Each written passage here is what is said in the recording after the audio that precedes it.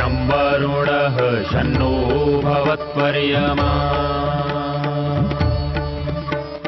शन्न इन्द्रो बृहस्पतिः शन्नो विष्णुरुक्रमः ॐ शान्ति शान्ति शान्तिः।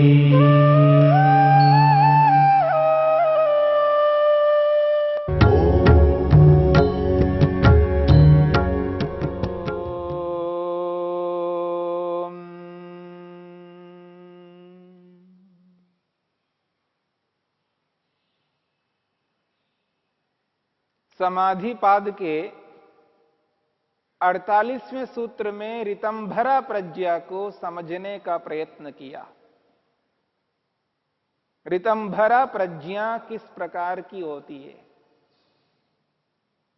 और ऋतंभरा प्रज्ञा को कौन व्यक्ति प्राप्त कर लेता है, किस व्यक्ति को ऋतंभरा प्राप्त होती है। वहां पर स्पष्ट किया है, निर्विचारा नामक समाधि को प्राप्त करके व्यक्ति अध्यात्म प्रसाद को प्राप्त करता है और वही अध्यात्म प्रसाद ऋतंभरा नाम से कही गई है। और ये ऋतंभरा प्रज्ञा है, इस ऋतंभरा प्रज्ञा की क्या विशेषता है। प्रज्ञा तो प्रज्ञा होती है, ज्ञान तो ज्ञान होता है, जानकारी तो जानकारी है। इस ऋतंभरा प्रज्ञा में क्या ऐसी विशेषता है और ज्ञानों से ये अलग है।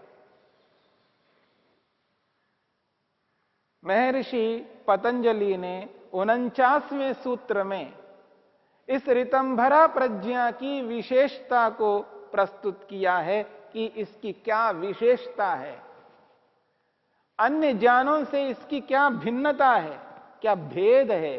उस भेद को 49वें सूत्र में स्पष्ट किया जा रहा है। महर्षि पतंजलि कहते हैं, श्रुतानुमान प्रज्ञाभ्याम अन्य विषया विशेषार्थत्वात्। वो कहते हैं, श्रुतानुमान प्रज्ञाभ्याम अन्य विषया विशेषार्थत्वात्। इस 49वें सूत्र में एक विशेष बात कही जा रही है। श्रुत अनुमान प्रज्ञाभ्याम, श्रुतानुमान प्रज्ञाभ्याम अन्य विषया विशेषार्थत्वात्। महर्षि वेदव्यास ने स्पष्ट किया है कि ये जो ऋतंभरा प्रज्ञा है, सा पुनः वो जो ऋतंभरा प्रज्ञा है वो कैसी प्रज्ञा है। तो कहते हैं, श्रुतानुमान प्रज्ञाभ्याम, एक श्रुत है और एक अनुमान है, और इन दोनों प्रकार की प्रज्ञाओं से अन्य विषया, अलग विषय वाली है, उनसे सर्वथा भिन्न है, भिन्नता रखती है। अन्य विषया प्रज्ञा है ये। क्यों? विशेषार्थत्वात्, विशेष अर्थ को स्पष्ट करने वाली है, यानी अर्थ की विशेषता को प्रकट करने वाली है। अर्थ में अलग अलग स्वभाव है, अलग अलग गुण हैं। वस्तु की विशेषताएं अलग अलग प्रकार की है, और ये ऋतंभरा प्रज्ञा उस वस्तु के विशेष स्वरूप को प्रकट करने वाली होती है। जिस स्वरूप को ऋतंभरा प्रज्ञा प्रकट कर सकती है, उस स्वरूप को न शब्द प्रमाण यानी आगम प्रमाण प्रकट कर सकता है, न अनुमान प्रमाण प्रकट कर सकता है। सूत्र है, श्रुत अनुमान प्रज्ञाभ्याम। प्रज्ञा दोनों के साथ जोड़ सकते हैं, श्रुत प्रज्ञा और अनुमान प्रज्ञा। श्रुत कहते हैं आगम को, यानी शब्द को। शब्द प्रमाण को यहां श्रुत शब्द से स्पष्ट किया जा रहा है। श्रुत इसलिए कहा जाता है क्योंकि सुनकर के जानकारी मिलती है। जो सुनकर के जानकारी प्राप्त की जाती है उसको श्रुत कहते हैं, और उसी को आगम शब्द से कहा है, और उसी को शब्द प्रमाण से कहा जाता है। तो श्रुत प्रज्ञा का अर्थ है शब्द प्रमाण से प्राप्त होने वाली प्रज्ञा। शब्द प्रमाण वाली प्रज्ञा को श्रुत प्रज्ञा कहते हैं। और अनुमान प्रज्ञा, अनुमान से प्राप्त होने वाली प्रज्ञा को अनुमान प्रज्ञा कहते हैं। तो यहां पर स्पष्ट किया जा रहा है श्रुत अनुमान प्रज्ञाभ्याम, श्रुत प्रज्ञा और अनुमान प्रज्ञा से, इन दोनों से अन्य विषया प्रज्ञा, वो अन्य विषय वाली प्रज्ञा है। कौन? ऋतंभरा प्रज्ञा। इन दोनों प्रज्ञाओं से अलग विषय वाली है, भिन्न विषय वाली है। ऐसा क्यों है? वो कहते हैं विशेषार्थत्वात्, विशेष अर्थ वाली प्रज्ञा होने से। क्या विशेष अर्थ है? समाधिस्थ होकर के योगी उन समस्त पदार्थों का साक्षात दर्शन करता है। ये जो साक्षात वस्तु के स्वरूप को दर्शन करने वाली जो प्रज्ञा है वो विशेष ही होगी, इसलिए विशेष प्रज्ञा है। इसको विशेष प्रज्ञा के नाम से स्पष्ट किया जा रहा है। विशेषार्थत्वात्, विशेष अर्थ वाली है, विशेष जानकारी देने वाली ये ऋतंभरा प्रज्ञा है। इस बात को किस रूप में जान सकते, समझ सकते हैं, इसको लेकर के महर्षि वेदव्यास स्पष्ट करते हैं।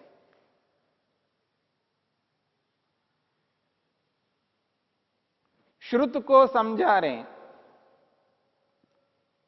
श्रुतम आगम विज्ञानम, महर्षि वेदव्यास स्पष्ट कर रहे हैं श्रुतम, श्रुतम ज्ञानम, जो सुनकर के ज्ञान प्राप्त होता है। श्रुतम आगम विज्ञानम, श्रुतम का अभिप्राय है आगम विज्ञान, अर्थात शब्द के द्वारा प्राप्त होने वाला विज्ञान है।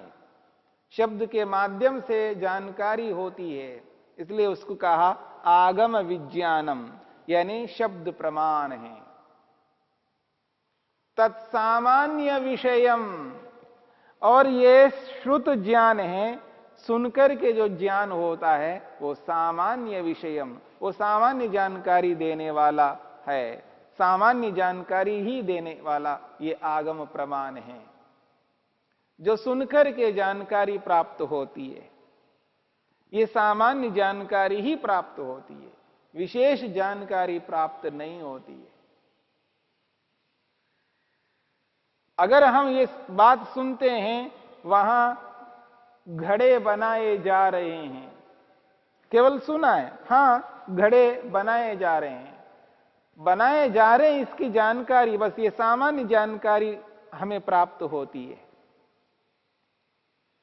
कैसे घड़े बनाए जा रहे हैं, किस प्रकार की हैं, उसका क्या स्वरूप है, वो कैसे हैं, इन सारी बातों को हम इससे नहीं जानते हैं। अगर वो बताने वाला बता भी देता है तो वो शाब्दिक ज्ञान होता है, शब्दों से सुन करके हम जानकारी प्राप्त करते हैं। लेकिन बनते हुए घड़े को जब देख करके जानकारी प्राप्त करते हैं, प्रत्यक्ष जो अनुभव करके जानकारी प्राप्त होती है, उस जानकारी में, इस सुने हुए ज्ञान में, जो सुनकर के जानकारी प्राप्त होती है उसमें, और जो प्रत्यक्ष से जानकारी प्राप्त होती है उसमें, इन दोनों में अंतर है। इसलिए श्रुतम आगम विज्ञानम, ये जो श्रुतम है ये आगम ज्ञान को कहा जाता है, यानी शब्द ज्ञान को कहा जाता है। तत्सामान्य विषयम, और ये जो भी सुना हुआ ज्ञान है ये सामान्य जानकारी ही देने वाली है। ये जो प्रज्ञा हमें प्राप्त हो रही है, सुनकर के प्राप्त हो रही है, ये सामान्य जानकारी देने वाली है, विशेष जानकारी नहीं दे सकती है।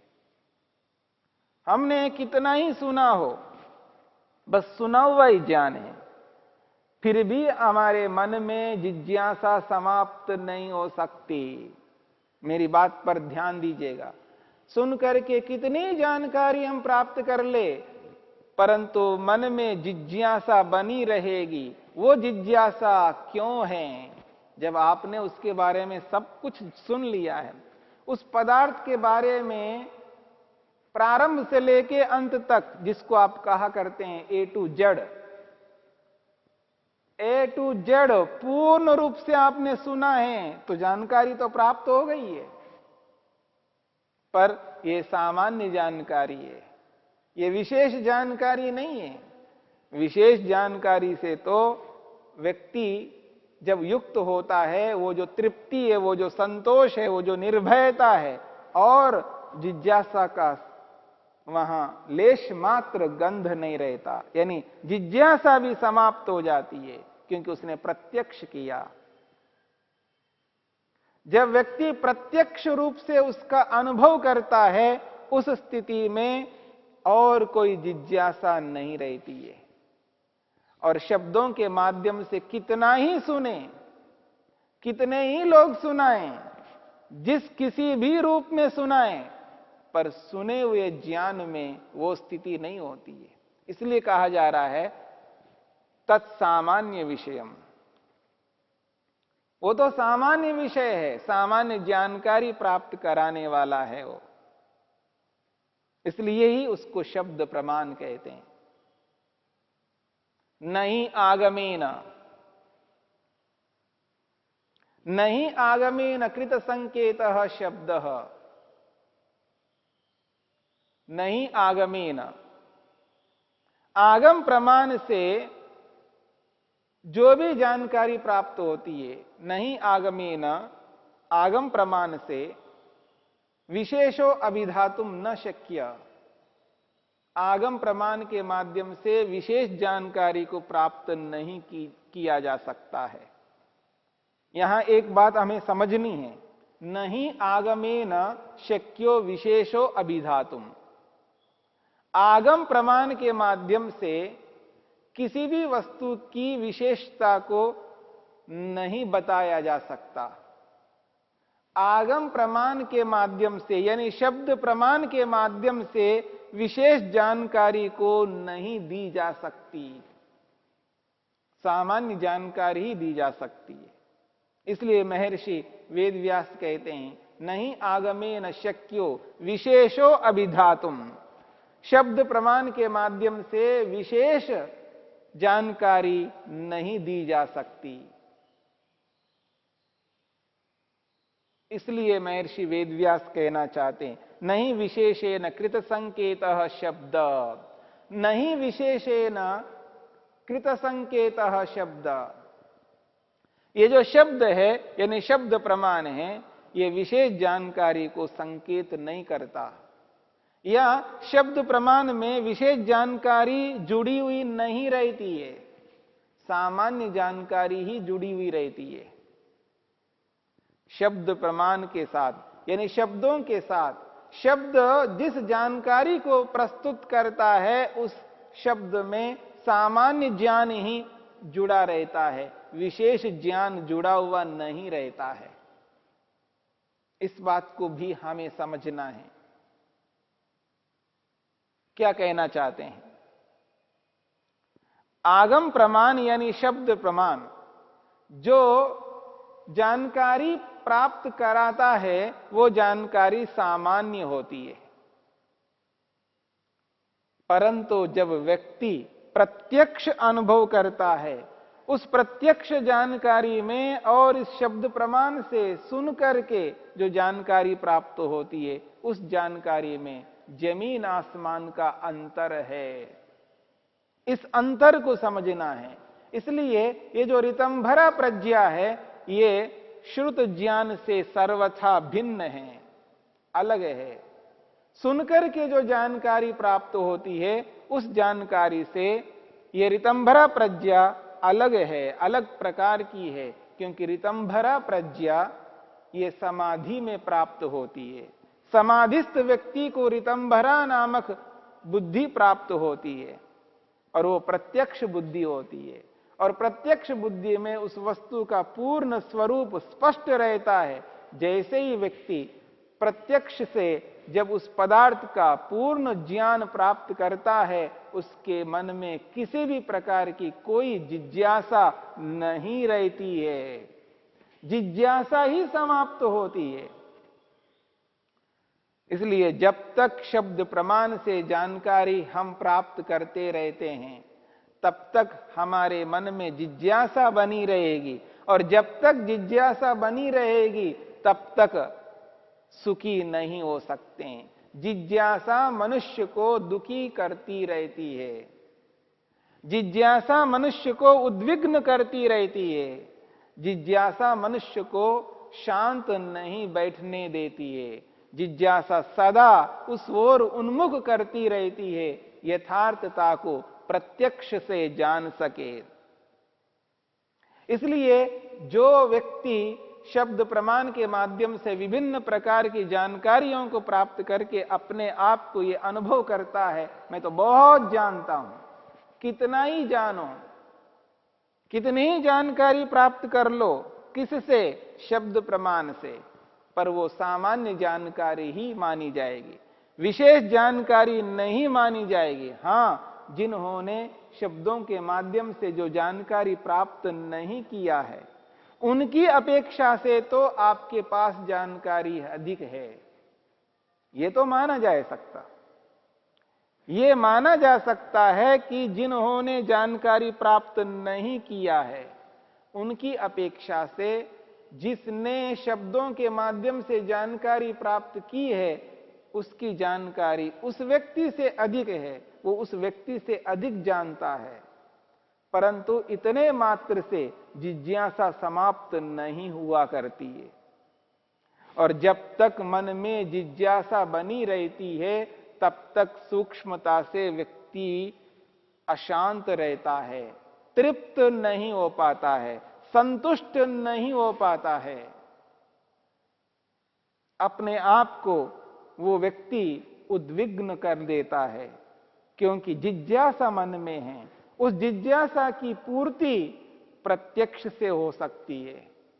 इसलिए कहा जा रहा है, श्रुत ज्ञान से, श्रुत प्रज्ञा से यह ऋतंभरा प्रज्ञा अन्य विषया, अलग विषय वाली है, सर्वथा भिन्न है। इस बात को हमें समझना है, समझ करके इस ऋतंभरा प्रज्ञा को प्राप्त करने की चेष्टा करनी है, और एक ऐसी स्थिति में पहुंचना है जिस स्थिति में पहुंच करके हम कह सके, हां, हमें ऋतंभरा प्रज्ञा प्राप्त हुई है, यथार्थ जानकारी हो गई है।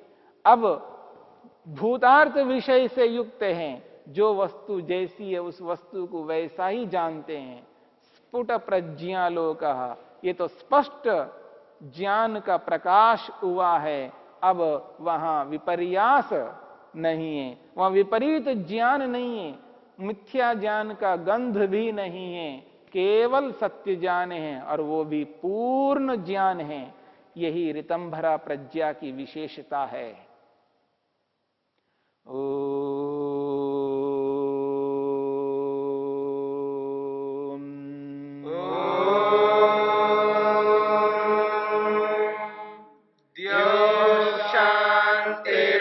शांतिरंतरिक्षं शांतिर्पृथिवी शांतिरापः शांतिरोषधयः शांतिः वनस्पतयः शांतिर्विश्वे देवाः शांतिर्ब्रह्म शांति सर्वं शांति शांतिरेव शांति शांति